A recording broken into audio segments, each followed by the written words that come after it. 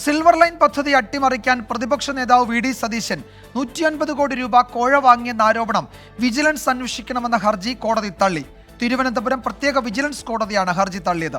ഇടതുമുന്നണി പ്രവർത്തകൻ എച്ച് ഹഫീസാണ് ഹർജി നൽകിയത്. ഷഫീദ് റാവുത്തർ വിവരങ്ങൾ നൽകും തിരുവനന്തപുരത്ത് നിന്ന്. ഷഫീദ്, എന്തൊക്കെയാണ് കോടതി ചൂണ്ടിക്കാട്ടിയത്? തെളിവുകളുടെ അഭാവത്തിൽ ഈ ഹർജിയിൽ കൂടുതൽ നടപടികൾ ഉണ്ടാവില്ല എന്നാണോ കോടതിയുടെ വിലയിരുത്തൽ? വിജയകുമാർ, ഈ കേരയിൽ പദ്ധതി അട്ടിമറിക്കാൻ വി ഡി സതീശൻ ഇതര സംസ്ഥാന ലോബികളിൽ നിന്നും കൈക്കൂലി വാങ്ങിയെന്ന് പി.വി. അൻവറാണ് നിയമസഭയിൽ ആരോപണം ഉന്നയിച്ചത്. ഇതിൽ അന്വേഷണം ആവശ്യപ്പെട്ട കവടിയാർ സ്വദേശിയും ഇടതുമുന്നണി പ്രവർത്തകനുമായ ഹഫീസ് ആദ്യം വിജിലൻസ് ഡയറക്ടർക്ക് പരാതി നൽകിയിരുന്നു. എന്നാൽ വിജിലൻസ് അന്വേഷണം നടക്കാതെ വന്നതോടെയാണ് പരാതിക്കാരൻ കോടതിയെ സമീപിച്ചത്. മുൻപും ഒരിക്കൽ ഈ ഹർജി പരിഗണിക്കവേ കോടതി എന്ത് തെളിവ് ഈ ആരോപണത്തിനുണ്ട്, അല്ലെങ്കിൽ എന്ത് അടിസ്ഥാനത്തിൽ ഇതിൽ അന്വേഷണം നടത്തണമെന്ന് ചോദിച്ചിരുന്നു.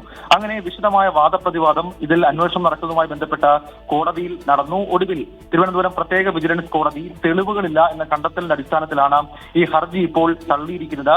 സിൽവർ ലൈൻ പദ്ധതി അട്ടിമറിക്കാൻ 150 കോടി രൂപ കോഴ വാങ്ങിയെന്ന ആരോപണം അന്വേഷിക്കണമെന്ന ഹർജിയിലാണ് ഇപ്പോൾ വി ഡി സതീശന് അനുകൂലമായ രീതിയിൽ ഒരു വിധി ഇപ്പോൾ കോടതിയിൽ നിന്ന് ഉണ്ടായിരിക്കുന്നത്. വിജയകുമാർ, ഈ പി.വി. അൻവർ നിയമസഭയിൽ ആരോപണം ഉന്നയിച്ചു എന്നതിനപ്പുറത്തേക്ക് എന്തെങ്കിലും കൂടുതൽ വിവരങ്ങൾ ഹർജിക്കാരന് ഹാജരാക്കാൻ കഴിഞ്ഞിരുന്നോ വാദം നടക്കുന്ന ഘട്ടത്തിൽ ഷഫീദ് കോടതിയിൽ?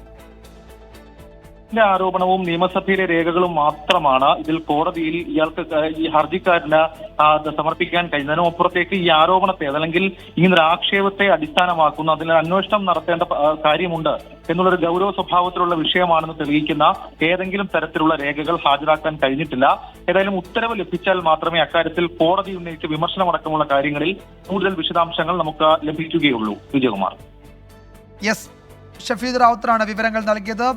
തിരുവനന്തപുരം വിജിലൻസ് കോടതിയാണ് ഹർജി തള്ളിയത്. തെളിവുകളില്ല, പരാതിക്കാരന് തെളിവുകൾ ഹാജരാക്കാൻ കഴിഞ്ഞിട്ടില്ല എന്നാണ് കോടതിയുടെ നിരീക്ഷണം.